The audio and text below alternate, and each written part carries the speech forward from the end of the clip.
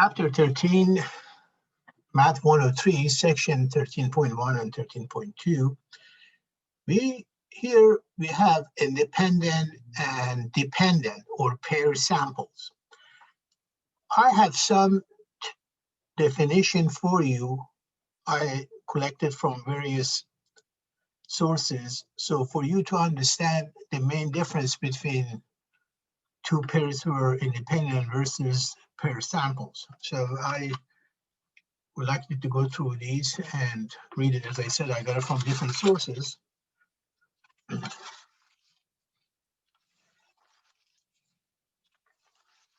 So we discussed about two dependent, which we also call it pair, and two independent samples.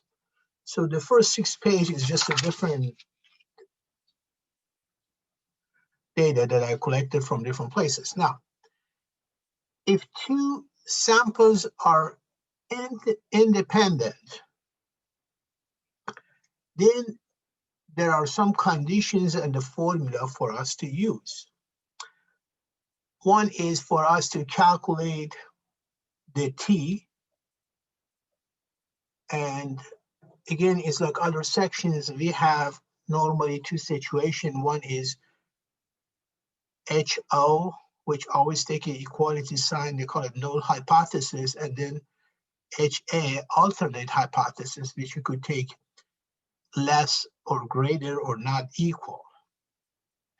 So here we are discussing about inferences of two mean value for two samples. So we are taking two samples from two different populations. These populations have nothing to do with each other. They are independent.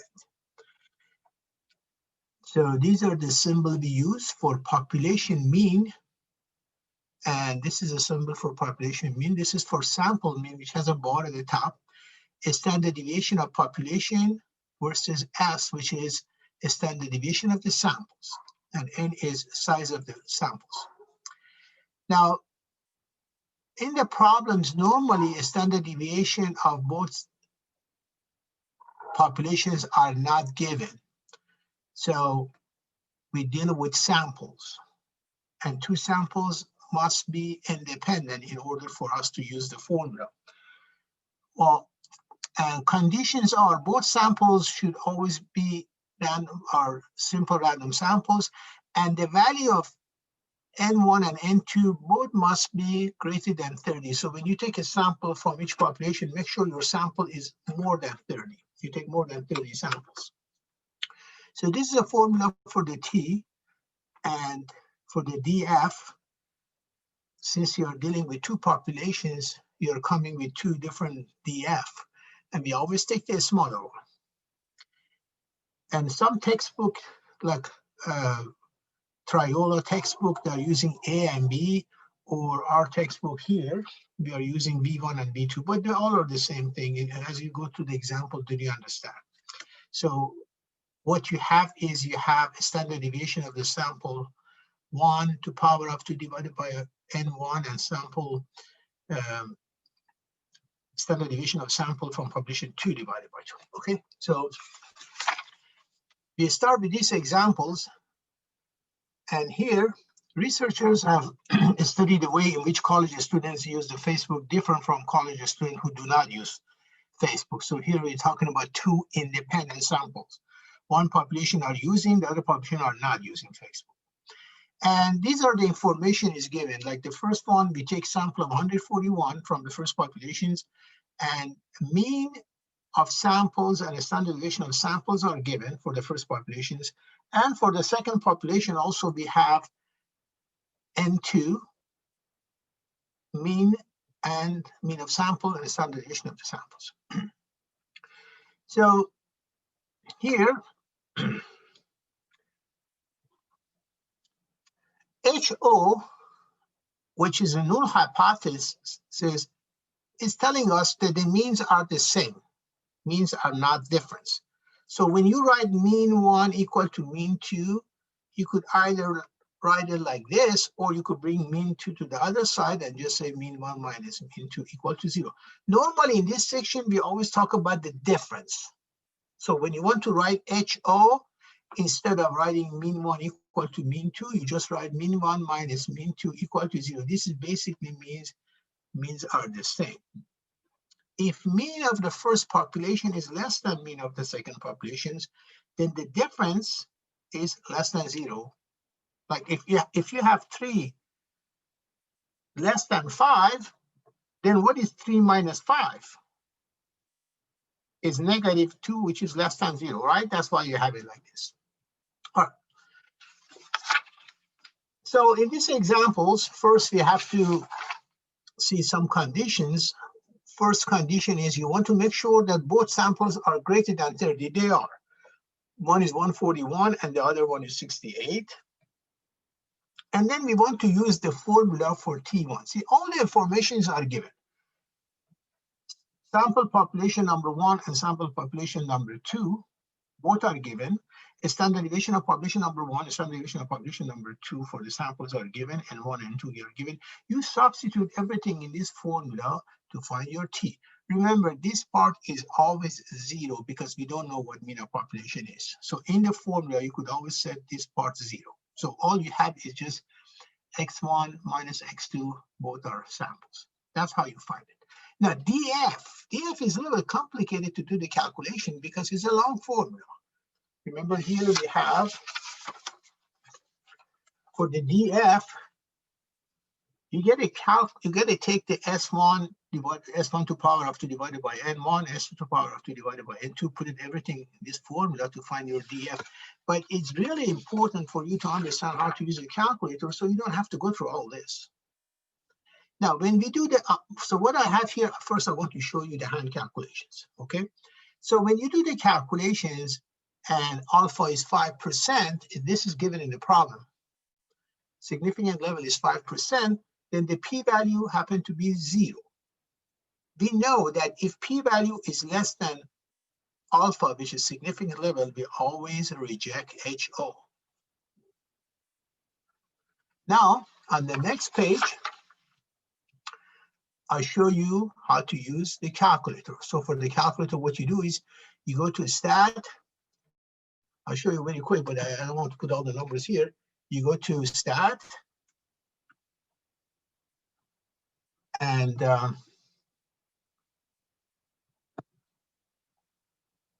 it's not very clear. And then you go to test. And two sample TDS is number 4. Okay, so when you go to number 4, then they ask you to put all the information. This is from the different problem. That's why you see different numbers. So you put all the numbers here. When you put all the numbers, as I show you here, then when you do the calculations, the calculator will give you the value of T. This is a T that here we went through all these calculations to find these numbers. See? And you know how we find the p-value equal to 0 here? Now the calculator will give you these two numbers. And also it calculates the DF. It calculates the DF, which is very complicated to do a hand calculation. Okay? So I would strongly recommend you to understand how to use TI-84 and also TI-83. I think works the same thing to find the value of T and P value. Now, what if we have two independent samples and we want to find a confidence interval here?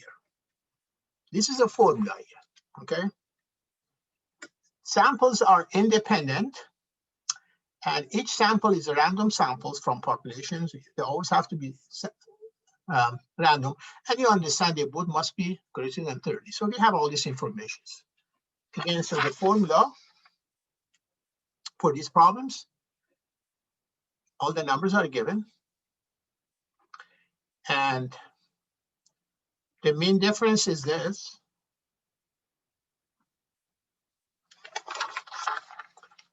So they ask us to calculate confidence interval, right?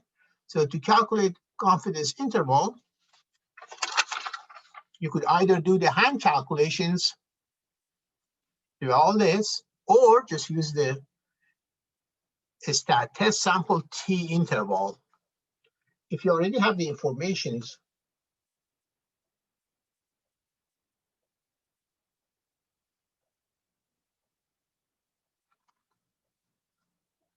this is the one, 2 sample interval. I think the light doesn't let this go. So anyway, see 2 sample interval. Again, he asks you to put all those informations here, okay?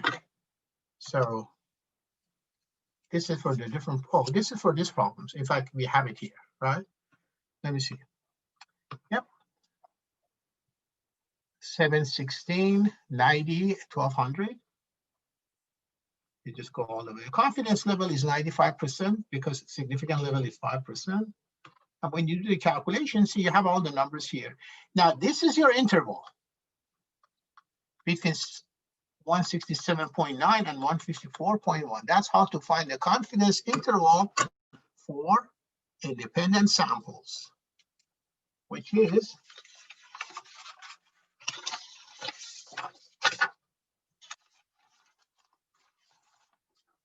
this formula.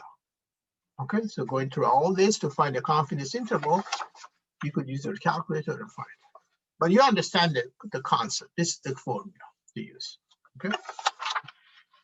And here I put a copy of this from Mario Triolo textbook. It shows how to use a calculator for, and I explain it over there too for sample interval. Now, next is 2 dependent samples or pair samples. So in that case, you apply to the same group. You don't have 2 different populations. So in that case, this is a formula. And the formula, this part is always 0. So basically is d bar over that. What is d bar? This is the when you take the difference of 2 set of numbers, then you take a mean of that. Or you could just say xd.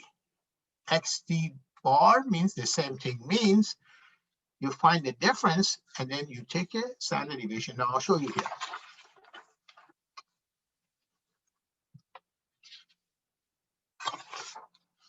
In this example, so in a study to investigate the effect of the ultrasound therapy on knee extensions, range of the motion was measured for people, blah, blah, blah. These are, they do the testing to the same group before ultrasound and after. So they apply to the same group. It's not 2 different populations. So what we do here, we calculate the difference. D is the difference. So you need to create a new row, which is the difference of these 2 numbers. Like here would be 31 minus 32, 53 minus 59. That's why you get a -6. 50 minus 49, so +1, so on. So when you calculate this set of number, then you have to calculate mean and a standard deviation of this number. When you calculate mean and the standard deviation of these numbers, -1, -6, -7, 1, -2, then you find mean of difference and a standard deviation of difference.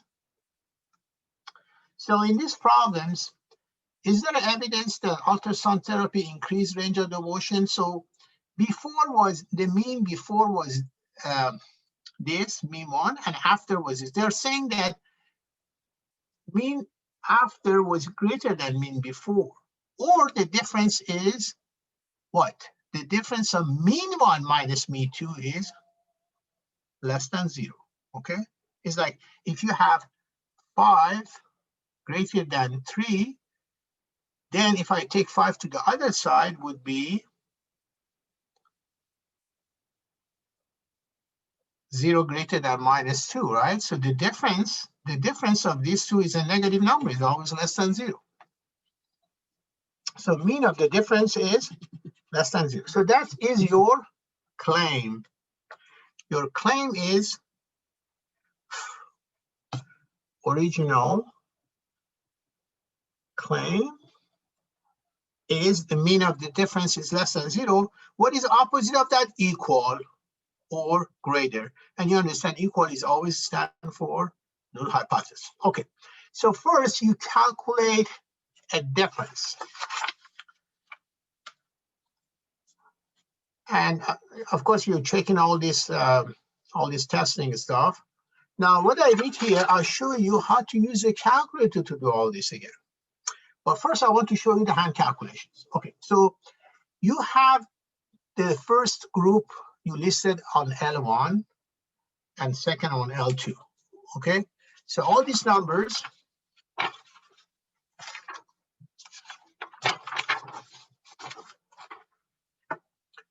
all these numbers, 31, 53, 45 is your L1 on the calculator, and this is your L2 on your calculator. So you could either put it on the calculator or could you do the hand calculations. What it is you have to create a new column. If I put this into the calculator under, let me see if I have it here. Yeah, see, what I did was I did all this and I find it here, the difference is here. But what you do is you find the difference of these.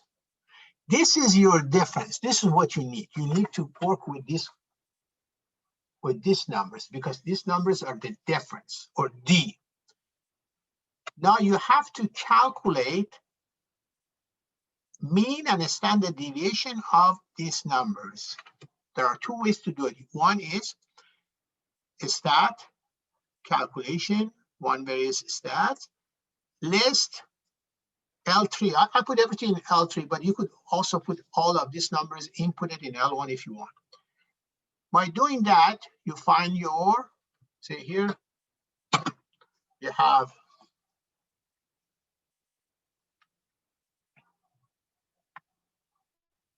a stat, and you go to calculations. The first one is there, and here you put L1 or where your number is. In our case, it's L3, so we put L3 here, okay? And then you do the calculation. When you do the calculation, the calculator would give you the mean and the standard deviations. Now, this is, in fact, this. So let me write it like that so you understand. You put the mean here, you put the standard deviation here, divided by radical 7 is that. This is how to do the hand calculations, okay? Now, if you want to use the calculator to do the whole things, you go to stat, test, you go to t-test. When you go to t-test, you don't have to do any of this. The calculator would give you the mean of population is 0 and ask you where are these numbers. Let's say in my case, all these numbers were in L3, you put L3. If your number is in L1 or L2 or any other L, just put that one here. Because what I'm telling calculator is the difference, they are in L3, okay? Now, which symbol do I use? This is always the original claim. The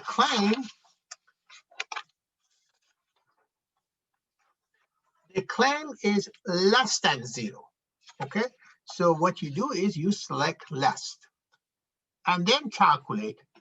Well, calculator give you all these numbers. See, the one that you do the hand calculation, calculator would give you the p-value. And you understand that if p-value is less than alpha, which is given in the problem, is always 5%, or most of the time is 5%. If p-value is less than 5%, then you always reject HO.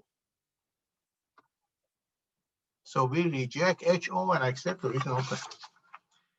This is in case of, again, pair samples. If you ask you to find the confidence interval,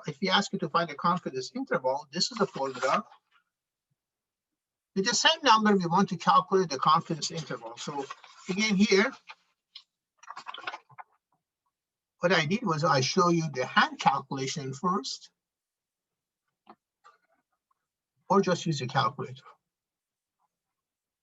Okay, that gives you the interval.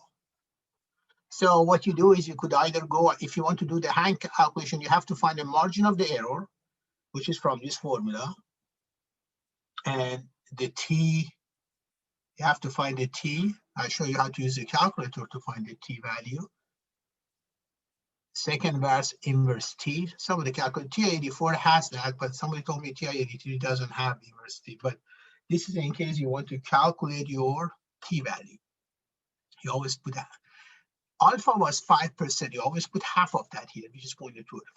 There was N7 numbers, so DF is 6. That would give you this number. So you put it here.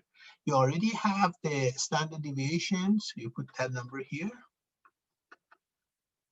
So this is your calculations and interval. Or you could just use the calculator or find you the interval. And right after this is all the work assignment, and I hope you're able to do all your homework.